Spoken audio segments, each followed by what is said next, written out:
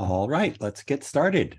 It's great to see everybody today. There have been some regulars here. I feel like I should break out the cocktails at this point. So for those of you who are able to make the last couple of days of workshops, I'm really glad to see you again for today's final installment. And for those of you who are joining us for the first time, welcome.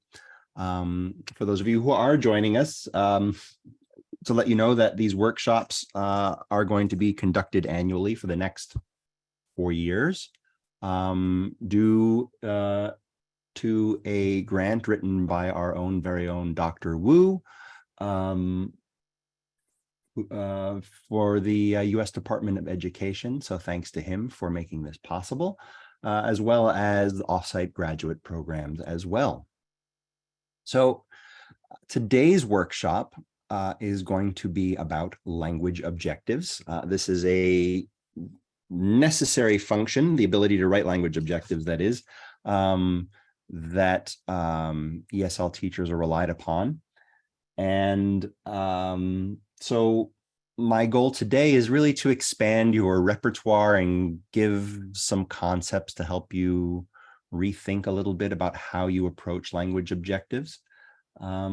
And hopefully you'll feel more empowered to and get better at them.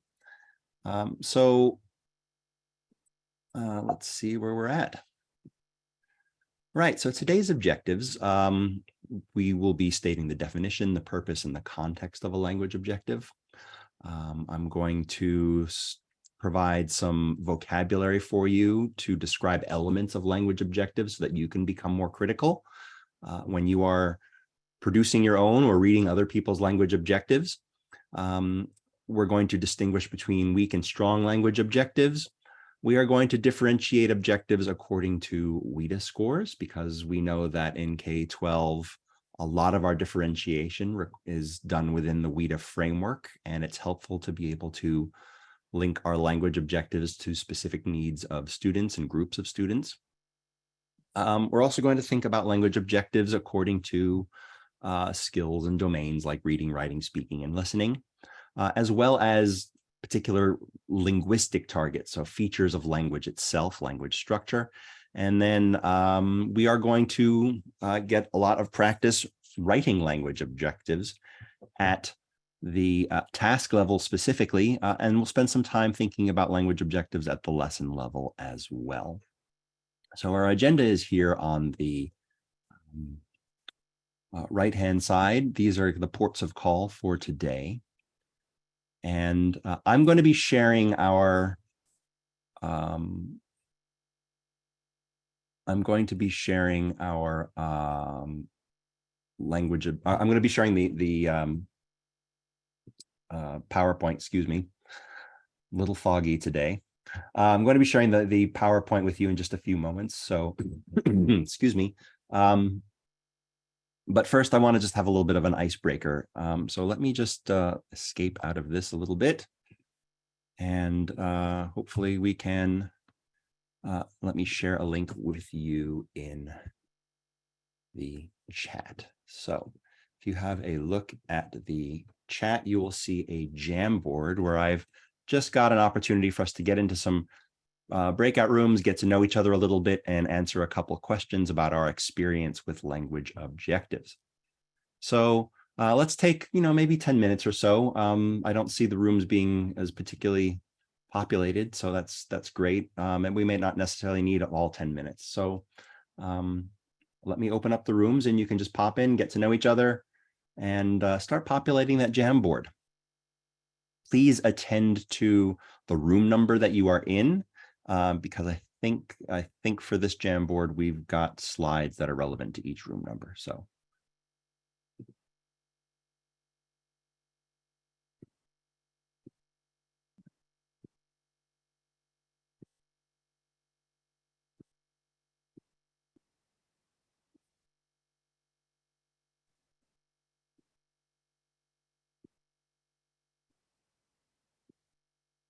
I was clicking on the link and missed my group number, so I don't see any place where I can join my group.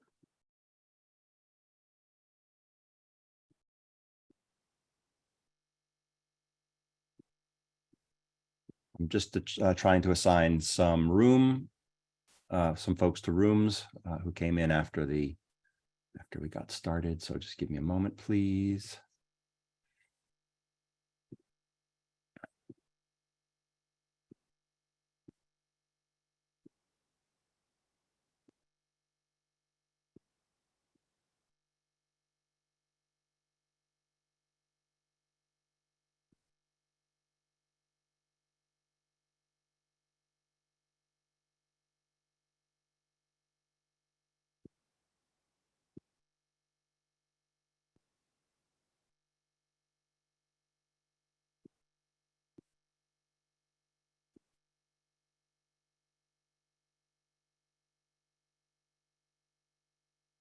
Right, that should be everybody assigned.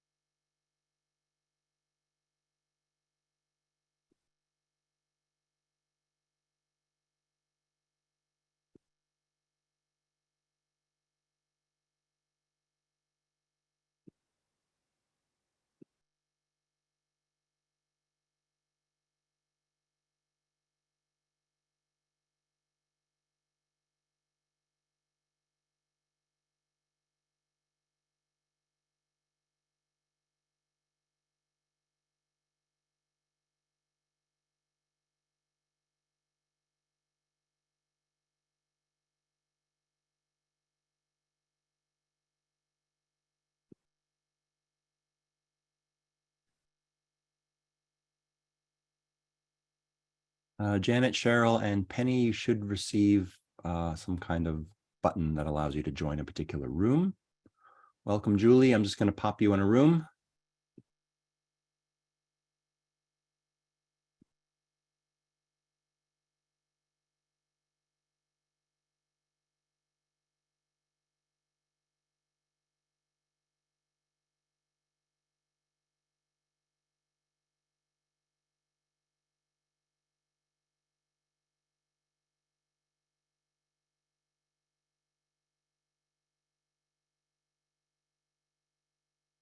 Just wanted to ask you where the Jamboard is.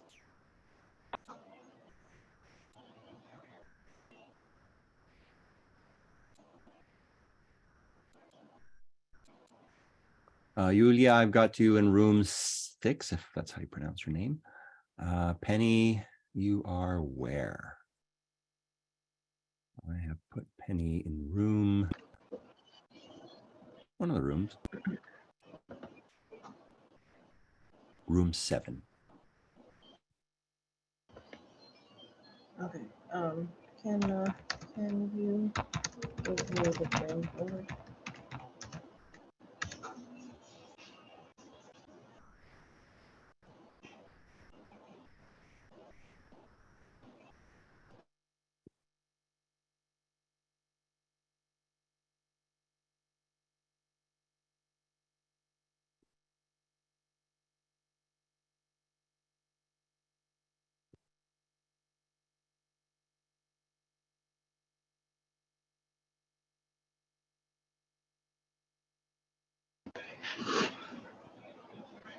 Hi, could you just post the Jamboard link in the comments? I mean in the chat.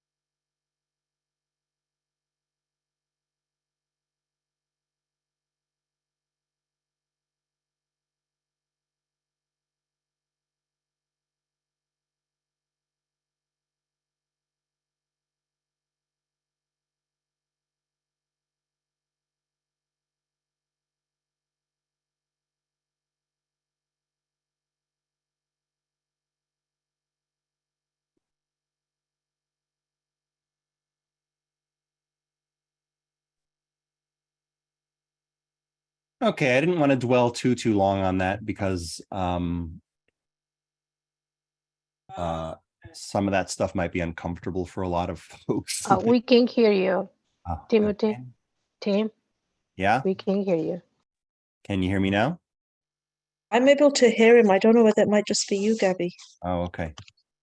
Give me a thumbs up if you can hear me. Yeah, I'm able to hear you. Fine. right. Yes. No, I can hear you. Okay, great. Great. Oh, you're fine. So it's me. Best I can do, unfortunately. Yeah, so yeah, you know, this linguistic stuff is part of the training that ESL teachers get.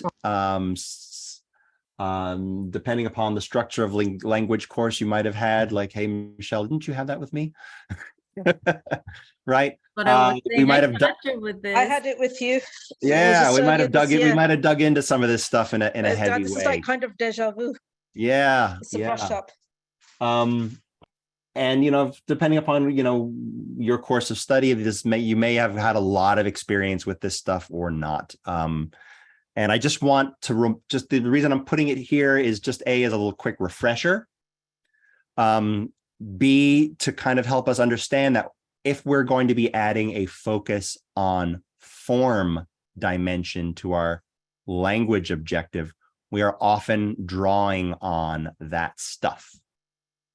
And I think one of the challenges that teachers have when they are drafting a language objective is actually being able to see into those linguistic structures from the focus on meaning space, right? So if our focus on meaning is about communicating about the sine and the cosine and solving a particular math problem, I, as a language teacher, I'm going to say what language structures the learners need in order to communicate those ideas about that math problem.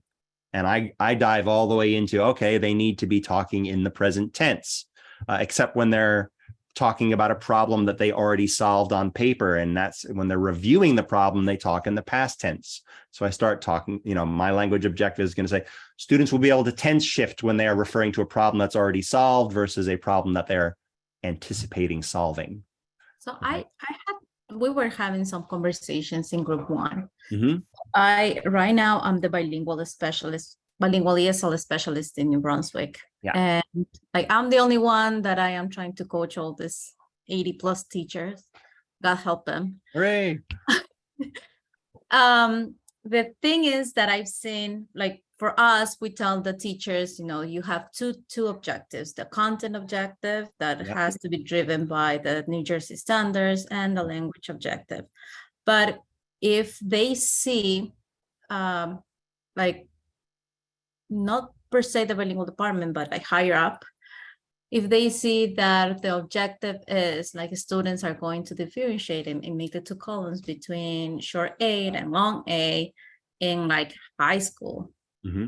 It's phonics, and phonics for them, it shouldn't be passing 2nd grade, because that's the focus right now, right? They're doing the phonics programs in the lower grades. Yeah. So that's where the teacher gets, the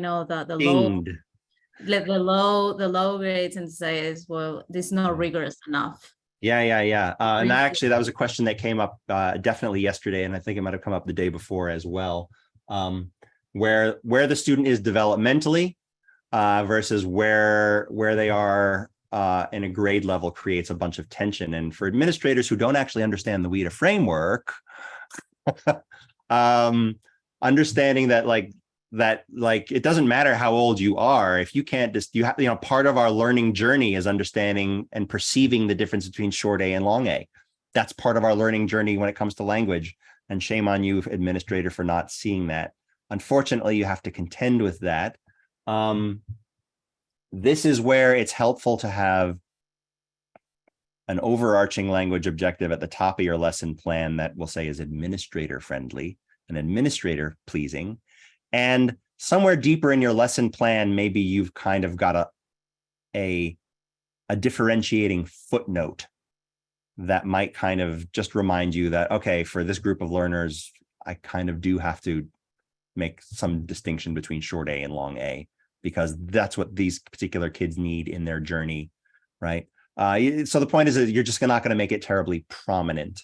Right, so I think there is like a delicate balance or dance between that, because like I've seen both sides of the coin. Yeah. I've seen the one where it says, like right now we have a curricula for every single grade level, and the bilingual department takes that curricula and tweaks it for the bilingual students, especially the ESL as well.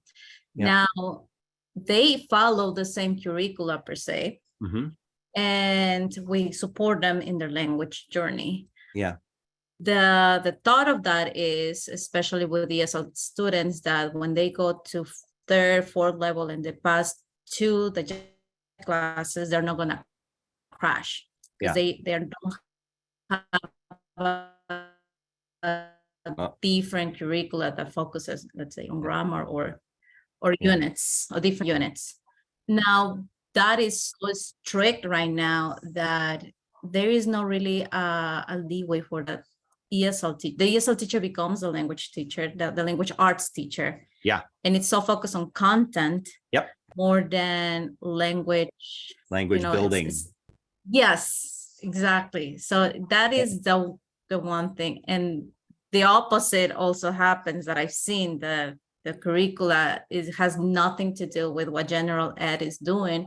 Yeah. And sort of waters down the content, it's which is doing a disservice as well. I completely agree. And so again, we're kind of in this position where we're sympathetic to the overall goals that the content standards are setting and that the curriculum is setting.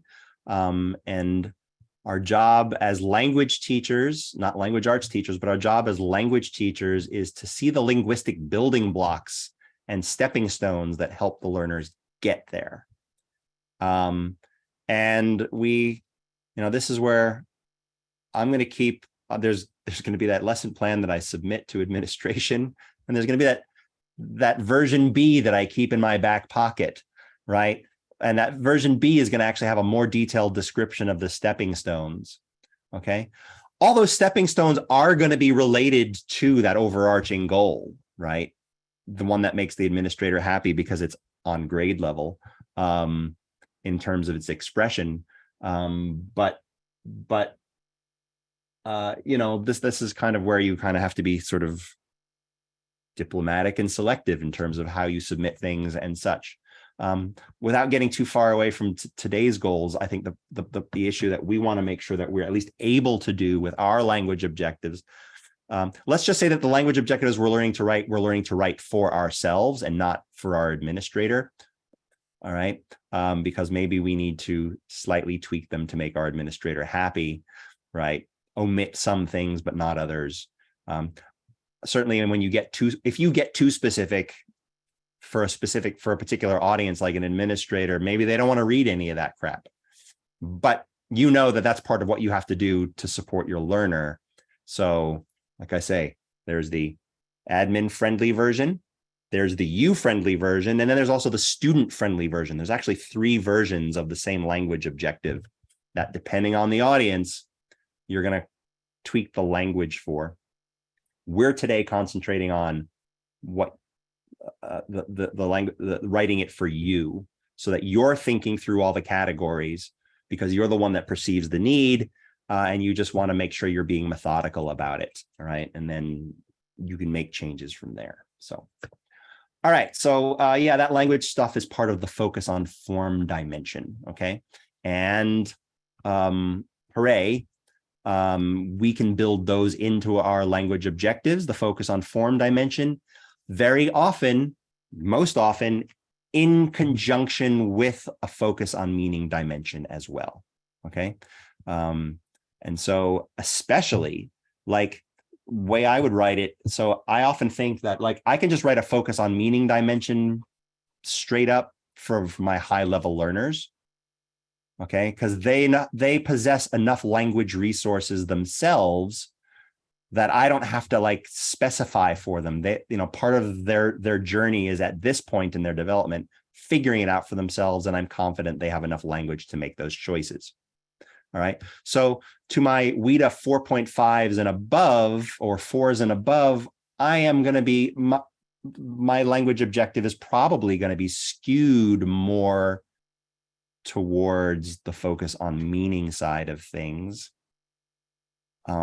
without too much specificity on focus on form, unless I'm really pushing something super advanced. And in that case, then I'm going to stipulate focus on form.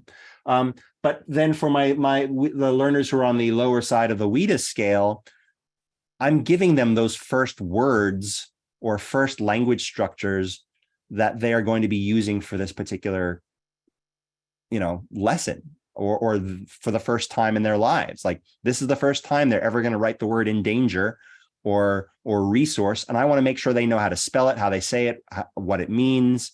And they don't have that word in English yet, and that's why I'm including it and being specific about it. They don't have that verb tense yet in a stable kind of way, and I want to give them more practice. That's why I'm being specific about it. All right. So there tends to be an inclusion of more focus on form stipulations for the lower end of the WIDA scale. But I just want to acknowledge, like, it's not like the more advanced learners don't need it. They just need more advanced stuff, but I don't always feel like I have to write it in. I can just I can just leave the focus on meaning, slightly unadorned. All right. All right. I've got one more activity, and then we're just going to take a quick break. So it's 4:42 now. If you proceed to the next slide, let's see, make sure I'm clicked here. Let me start sharing my screen again. There's a 4-minute video you can watch, and then you can just kind of take a break for like another 4 minutes. So on the next slide, where's my screen share here? My screen share is here. Okay, so this video is actually something I've done for my graduate coursework when I'm teaching a particular course. I think the first 4 minutes are adequate to just demonstrate a point that sometimes we are homing in on language that is germane to a specific topic and a specific lesson, or in a math class, a science class, a history class, or a social studies class. And sometimes we're homing in on language that it doesn't matter what the class is, it's going to be used across all classes. And so language for the discourse tends to be used across all classes, whereas language for the topic tends to be used for a particular, class type or lesson type or subject area. So it's, I don't know what time it is now. It's 4:43 now. Go ahead and start watching it. You can mute your cameras, mute your video, or mute and just watch the video in your own time for 4 minutes or so, and then take another 4-minute break. All right. So at about 4:52-ish, we're going to come back.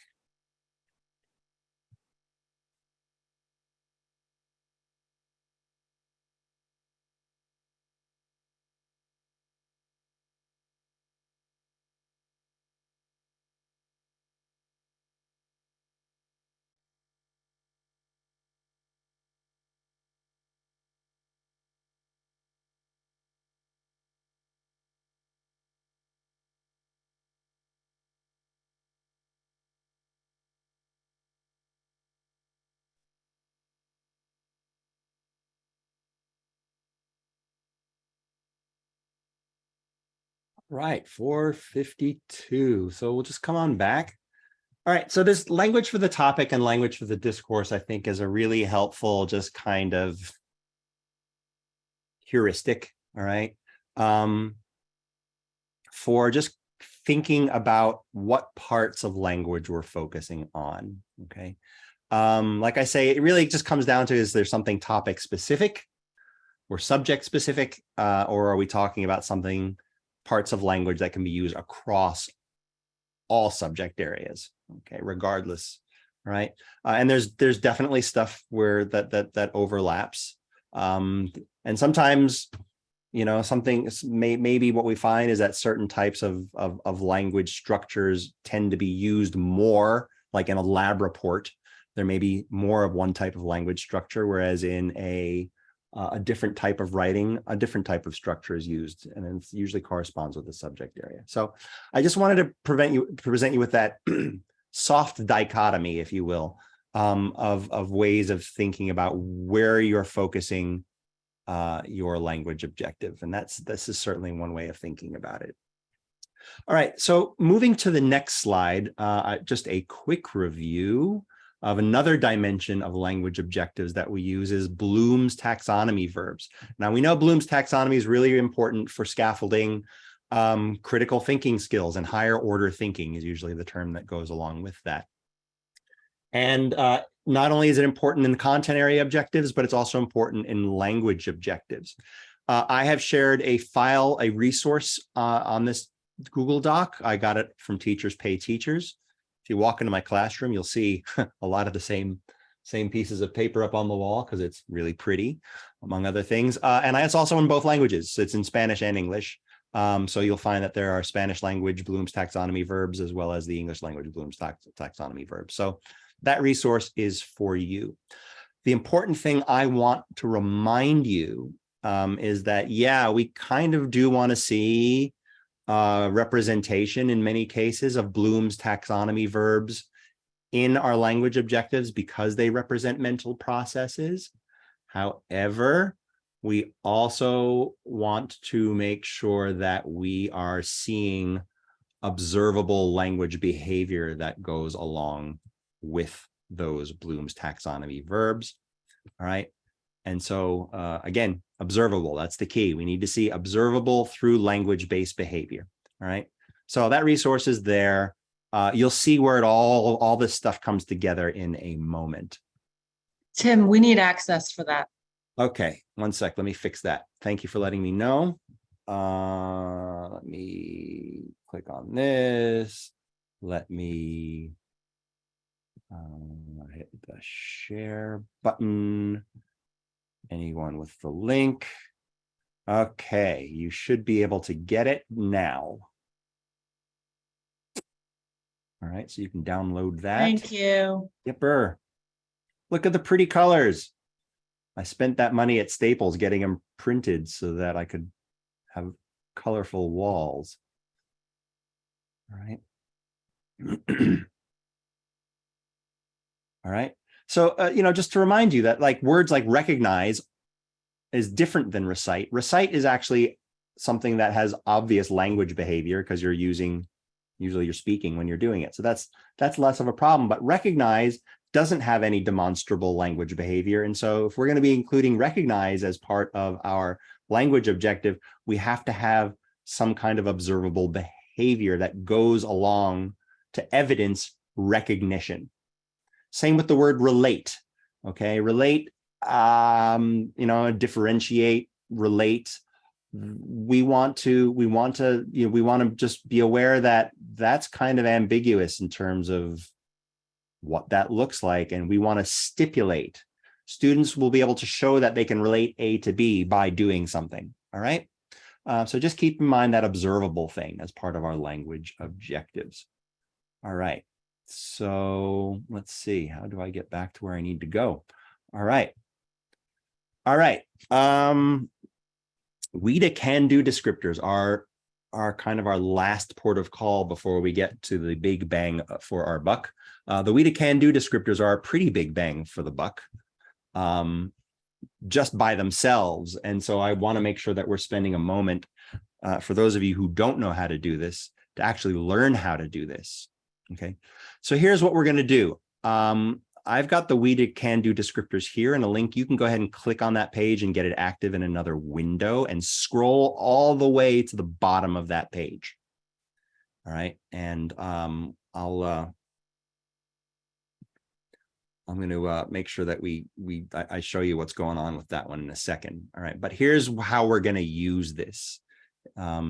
We are going to get into grade level groups. So I have breakout rooms that are 1, 2, 3, 4, 5, all the way up through the grades 12. Room 13 is pre-K and K. So I want you to select the room that is relevant to the grade level you teach. And I want you to go into that room and join your colleagues. you are going to consult the WIDA can-do descriptors chart at the bottom of that WIDA page that represents your grade level. Okay. And then what I want you to do is you're going to get some verbal practice transforming a can-do descriptor into a students will be able to. Once you start putting students will be able to in front of a WIDA can-do descriptor, you now have a language objective. All right. And what I want you to do is just dial it into a specific context. So you're going to add students will be able to plus the can-do descriptor, and then you have to plug it into, maybe a history lesson that you've taught. So just give it a little bit of context. Okay.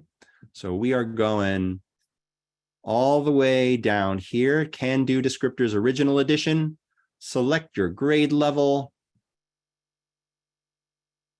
You are going to check these out, move to this stuff. We got the listening, we got the speaking, we got the reading, we got the writing. All right. And then they do it in Spanish as well. If you're working in the bilingual context, or you just want to improve your Spanish, you go right ahead.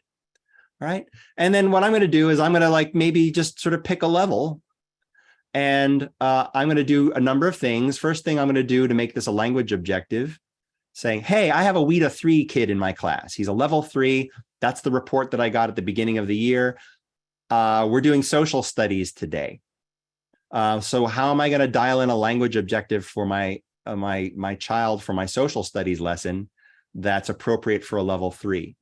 This student will be able to answer simple content-based questions in relation to what's my student reading? Something about Indigenous Americans. Okay, the student will be able to, this WIDA 3 student will be able to answer simple content-based questions based on a passage about Indigenous Americans in the New World. All right. And think about a lesson that you might have taught recently, okay? But just go through the talking rehearsal, connect it to, maybe you know of a particular WIDA level of a learner that's in your class. Choose that level. Think of a specific lesson that child sat in, and just try to articulate with your peers what that sounds like. Do it for speaking, for listening, for reading, and for writing. This is a great resource for ready-made language objectives that all you have to do is provide a little bit of refinement, and you now have something that's dialed into your lesson plan in a level appropriate way. Okay, so let me open up the breakout room. And again, go into the breakout room that represents the class grade level you teach. So you're in there with people on the same grade level. And pre-K is on room 13. So breakout rooms, open all rooms. Just spend a couple minutes doing this. By 5 o'clock, we'll all definitely be back. And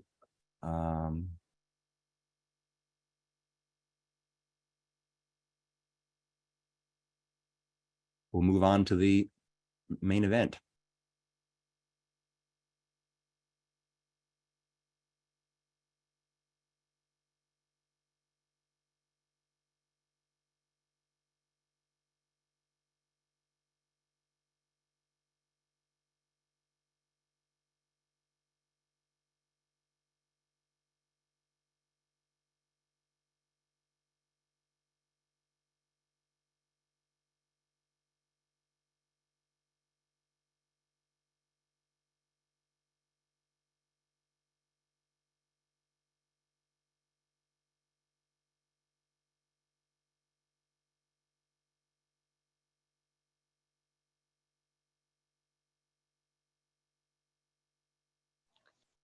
I'm sorry, I had to leave and come back, and then and switch laptops, and I don't have the Google Slides. Can you send me the link? Yeah, sure, no problem. Sorry.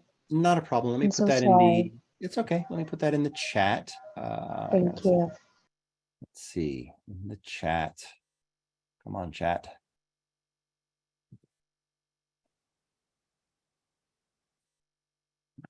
All right. Thank you. Yepper. Yep.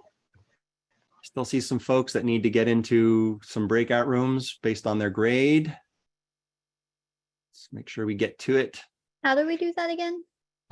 So you should be able to select the room you want. In theory, there should be a button for join a particular grade breakout room, and you choose room 1 if you work in first grade, room 2 if you work in second grade. Gotcha. I'll try that. Just find the breakout rooms button in your Zoom.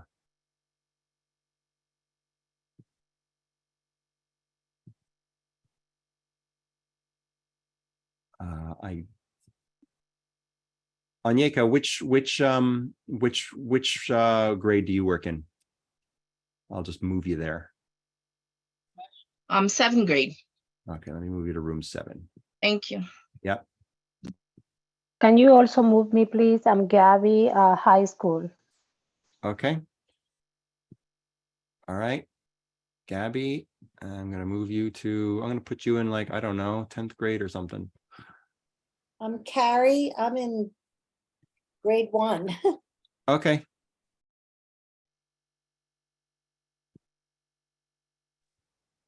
And I am in middle school, 7th or 8th grade. Okay. 1 sec. All right. So, Elena, where am I moving you?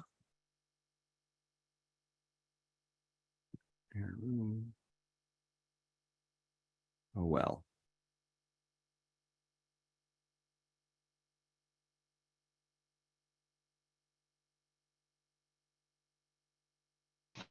So, Anne, where am I moving you? Anna Pitero, where am I moving you? Jerry Ann? Middle school, 7th or 8th grade, please. Okay. Yep, no problem. I'm going to put you in the 7th grade. Thank you.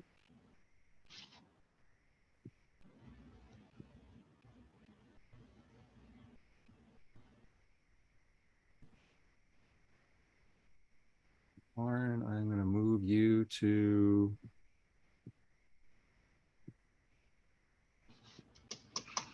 fourth grade.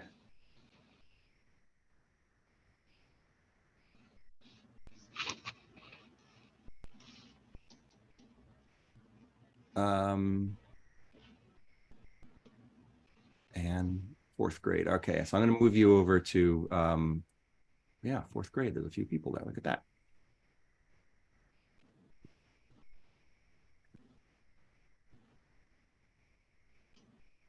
Anna Pitero, where am I going to move you?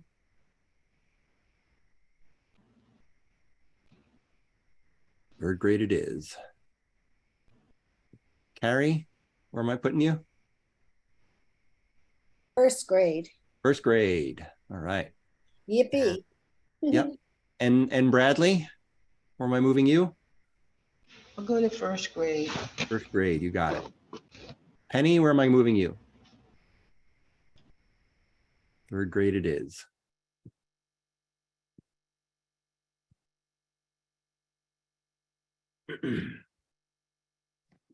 Second grade. Can you hear me? Hi, who's talking? Penny? Penny. Yeah, let me move you to second grade. Okay, there you Thank go. you.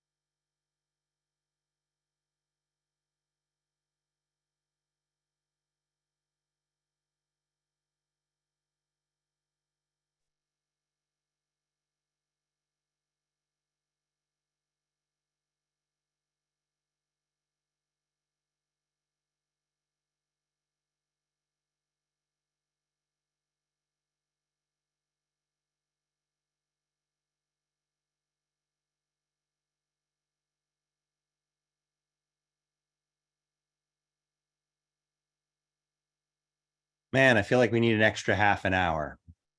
But you know what I think this workshop sets you up with some resources so that if like as mandated by my district and what do they call them? I can't remember. I have to sort of log a certain amount of professional development hours and show that I'm contributing to my community on, what is it, Frontline Suite or something like that. If you can like, you can get together with your colleagues and any of these resources and have a little bit of extra practice. I think learning how to transform the WIDA can-do descriptors is a really nice scaffolded way for helping people who are new to language objectives, but have to learn how to do them on the fly, like a new teacher who's just like landed in the classroom this year. If you want to be a nice mentor to that person, you set them up with the can-do descriptors.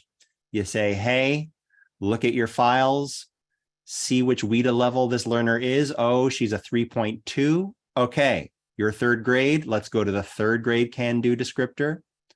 Let's look at the column for level 3. Let's look at your lesson plan and let's transform a can-do descriptor that's appropriate for a WIDA level 3. So let's put the words, this student will be able to, in the domain of listening, be able to do whatever that says, right? In the context of my social studies lesson on Indigenous Americans, right? Something like that. And just to have them go through the practice of doing a couple of these, and especially working across the domains, all right? All right. I would love to spend more time on it, but here's where I want to just make sure we get to the thing that you all paid so dearly to get to, which is the next slide. All right. This next slide is what I want everybody to kind of come out of here with. And I want you to see it in action. All right, so we're going to get a little bit of practice putting this slide in action. All right, you can download the whole file. There should be a link at the bottom. If somebody could please just check it and make sure that the permissions are set. All right, any problems, let me know. We need access. Oh, right, I can do this. I really can. Google has me beat today. It has me beat today. Share. Oh, restricted. I swear I actually fixed this, but maybe I didn't. All right. All right. Tim, we also need access to that other slide where you had the roadmap, like slide 2 or 3. Oh, okay. Yeah, I'll go through and I'll fix that one in a sec. All right. Thanks. How to write language objectives. This is the framework that I have in my mind when I'm going and setting myself about writing a language objective. And everything we've talked about is pretty much represented and more in this kind of heuristic. You'll see that there are 6 buckets that I am trying to fill when I draft a language objective, when I want to be super specific.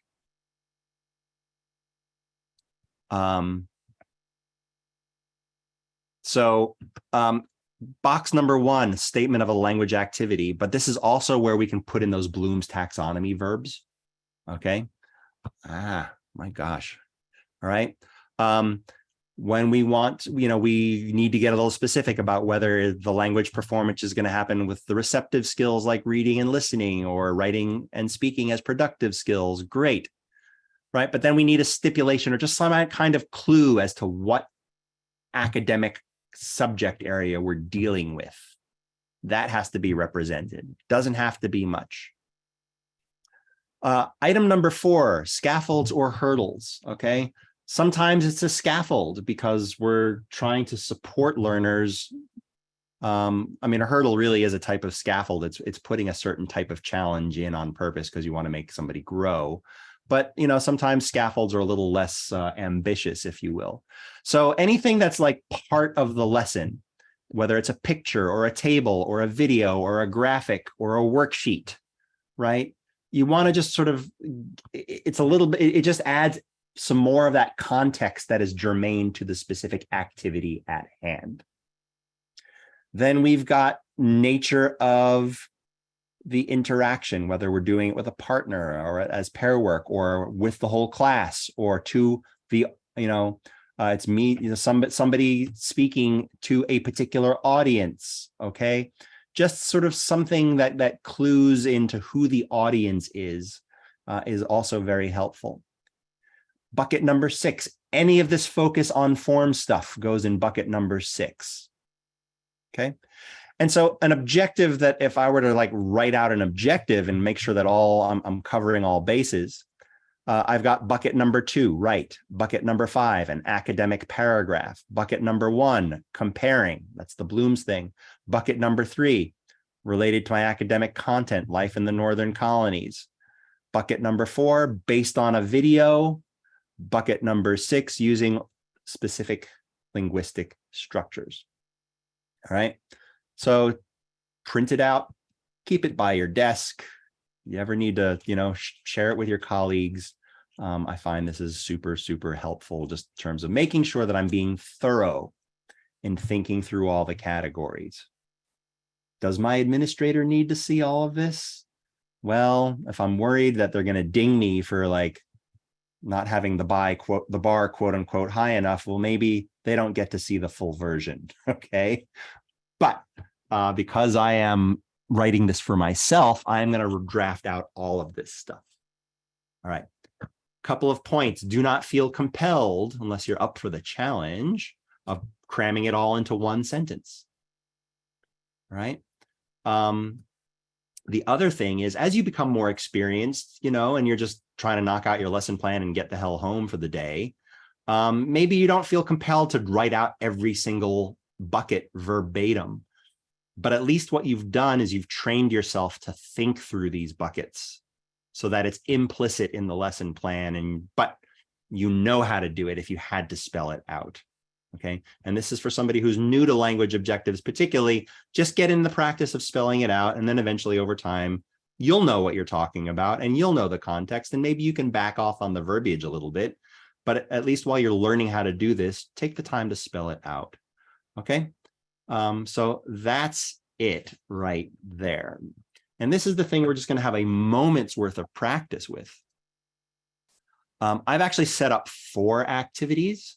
So if you want some enduring practice outside of today's workshop, we definitely don't, we definitely don't have time to do all of this. Where'd it go? But actually I pulled the activities we did in yesterday's workshop. Go ahead and pick 1 or 2. Look at how that activity is structured and try to write a language objective or 2 that pertains to to one of these activities. So look at the activity, go, okay, so what's the language objective that's behind this? And try to draft out that language objective in a way that fulfills all 6 slots as best you can. When you're bored and you want some extra practice on your own, I have included links to a math lesson. I think it's a middle school math lesson or a high elementary math lesson. I've included the resources there, and you can be like, you are an ESL teacher pushing into that math lesson. You're going to observe that math lesson and you're going to say, okay, what are the language objectives behind that actual math lesson? There's some documents that sort of just provide you with some clues about what that math lesson is. There's actually a video of that math lesson in action. There's the transcript. So if you want some extra practice after today, or you want to get together with a study group and just say, hey, let's all get together and practice this together, go ahead and use my 6 bucket heuristic to draft up some language objectives.